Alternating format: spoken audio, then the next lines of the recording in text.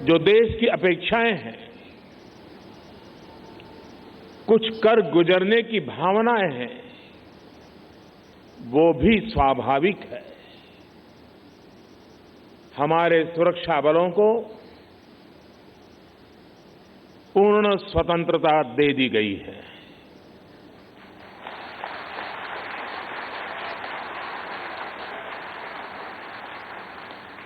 हमें अपने सैनिकों के शौर्य पर, उनकी बहादुरी पर पूरा भरोसा है। मुझे पूरा भरोसा है कि देशभक्ति के रंग में रंगे लोग सही जानकारियां भी हमारी एजेंसियों तक पहुंचाएंगे, ताकि आतंक को कुचलने में हमारी लड़ाई और तेज हो सके। मैं आतंकी संगठनों को और उनके सरपरस्तों को कहना चाहता हूं कि वे बहुत बड़ी गलती कर चुके हैं। बहुत बड़ी कीमत उनको चुकानी पड़ेगी।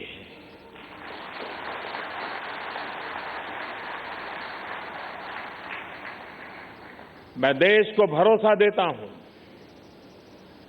कि हमले के पीछे जो ताकतें हैं, इस हमले के पीछे जो भी गुनहगार हैं, उन्हें उनके किए की सजा अवश्य मिलेगी।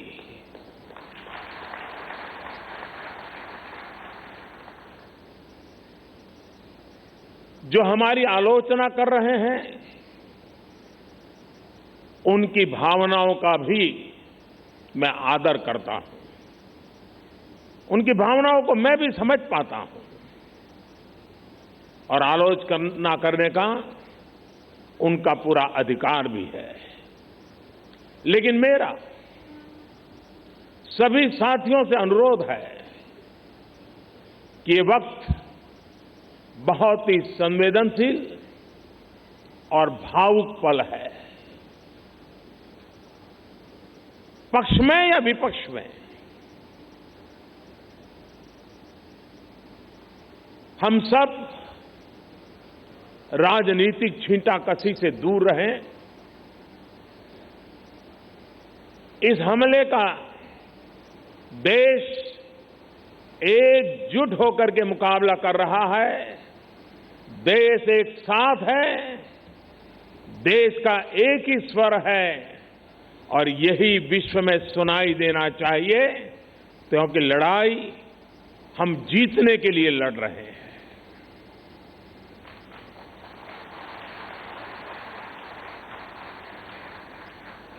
पूरे विश्व में अलग थलग पड़ चुका हमारा पड़ोसी देश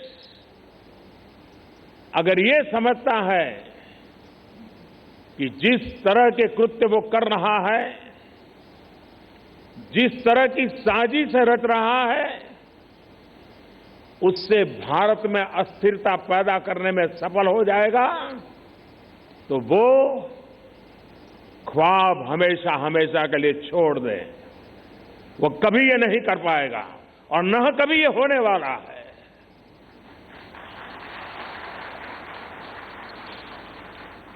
इस समय बड़ी आर्थिक बहाली के दौर से गुजर रहे हमारे पड़ोसी देश को ये भी लगता है वो ऐसी तबाही मचाकर भारत को बदहाल कर सकता है,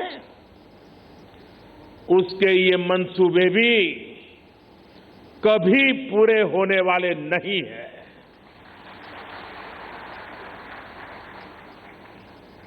वक्त ने सिद्ध कर दिया है कि जिस रास्ते पर वो चले हैं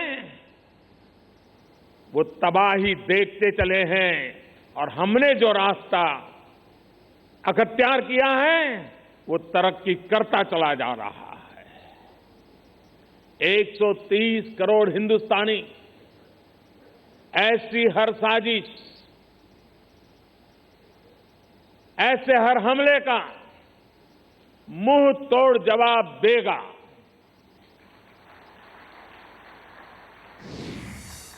कई बड़ों देशों ने बहुत ही सख्त शब्दों में इस आतंकी हमले की निंदा की है और भारत के साथ खड़े होने की, भारत को समर्थन की भावना जताई है। मैं उन सभी देशों का आभारी हूं और सभी से आह्वान करता हूं कि आतंकवाद के खिलाफ सभी मानवतावादी शक्तियों को एक होकर के लड़ना ही होगा। मानवतावादी शक्तियों ने एक होकर के आतंकवाद को परास्त करना ही होगा। आतंक से लड़ने के लिए जब सभी देश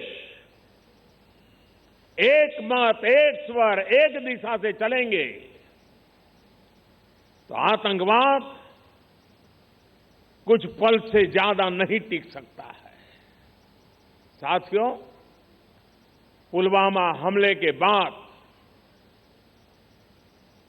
अभी मनस्थिति और माहौल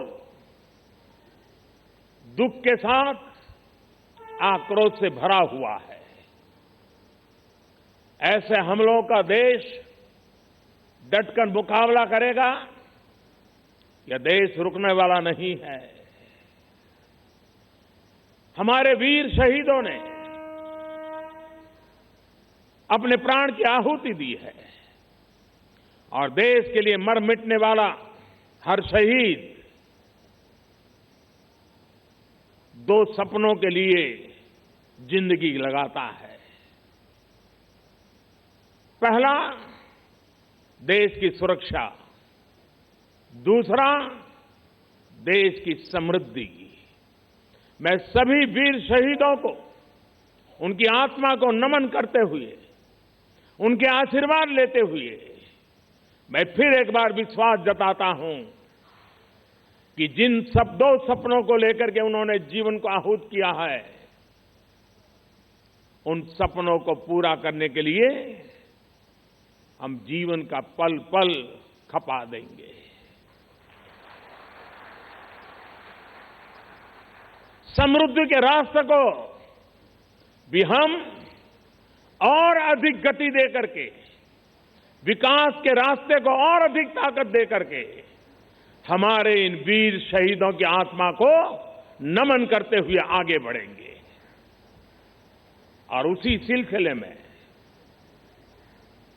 मैं वंदे भारत एक्सप्रेस के कॉन्सेप्ट और डिजाइन से लेकर इसको जमीन पर उतारने वाले हर इंजीनियर, हर कामगार का आभार व्यक्त करता हूं।